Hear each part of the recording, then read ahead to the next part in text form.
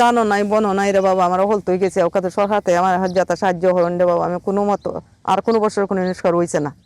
এভিতে এই অবস্থা আমার প্রতি নিষ্কার অত কষ্ট হরে দোকানের মাঝে বস্তা বয়। এভিতে কোনো মতোই আর থাকবে আমার আমরা 6-7 মানুষ ফ্যামিলি। হবিগঞ্জে পাহাড়ি ঢল আর টানা বৃষ্টিতে পানিতে তলিয়ে গেছে হাজার হাজার হেক্টর জমির ফসল। কষ্টে ফলানো সোনার ফসল হারিয়ে দিশেহারা কৃষকেরা। এমন প্রেক্ষাপটে সরকারি সহায়তা চান ক্ষতিগ্রস্তরা। শ্রীকান্ত গোপের পাঠানো তথ্যচিত্রের ডেস্ক রিপোর্ট। বহু কৃষকের স্বপ্ন এখন পানির নিচে, চোখের সামনে তলিয়ে যাচ্ছে সারা বছরের ঘাম ঝরানো ফসল। এই দৃশ্য দেখে কেউ বাকরুদ্ধ, কারো চোখে হতাশার ছবি। হবিগঞ্জের নিম্নাঞ্চলের হাওর এলাকার কৃষকদের এবার কষ্টের যেন শেষ নেই।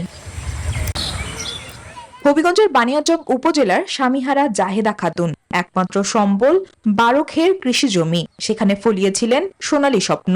3 খের জমির ধান কেটে খলায়ও উঠিয়েছিলেন, কিন্তু ভাগ্যের নির্মম পরিহাস। টানা বর্ষণ আর পাহাড়ি ঢলে শেষ সম্বলটুকু আর রক্ষা পেল না। খলায় স্তূপ করে রাখা ধান পানিতে ভিজে এখন পচতে বসেছে। স্তূপ থেকে উঠছে ধোঁয়া, আর নিচে গেরা হয়ে ধানের মধ্যে গজাতে শুরু করেছে চারা। ফসল হারিয়ে এখন ঋণের বোঝা মাথায় নিয়ে দিশেহারা জাহেদা। দানও নাই বনও নাই রে বাবা, আমার হল তুই গেছে ওখানে সরকারতে আমার যাতে সাহায্য হন রে বাবা। আমি কোনো মতো আর কোনো বছর কোনো নিষ্কার হইছে না। এভিতে এই অবস্থা আমার প্রতি নিষ্কার অত কষ্ট হরে দোকানের মাঝে বস্তা বয়। এভিতে কোনো মতোই আর থাকবে আমার আমরা 6-7 মানুষ ফ্যামিলি খাইবা থাকবার মতো না। জাহেদার মতো হাওরের সকল কৃষকের কপালেই এখন চিন্তার ভাঁজ। করছিলাম আমরা ঋণ কইরা জনগণ সবাই মরা আর তো হানের তলে এটা হাঁটবো আমরা এটা মাপাই মা লোক দিবানি ধানের অবস্থা হইলো গেরাপ হইলে একবারে হয়ে গেছি, সব ফুল ফুটতে গেছি গেরায়, আর পড়ছে একবারে ওই গেছি কালাই গেছি।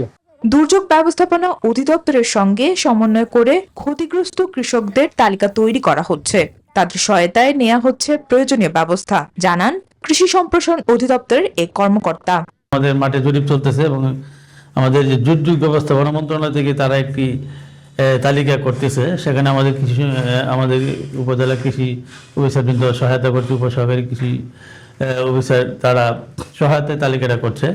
সম্বলহারা এসব কৃষকের প্রয়োজনীয় সহায়তা দিয়ে সরকার কাজ করবেন, এমনটাই আশা সবার। Text report, news 24।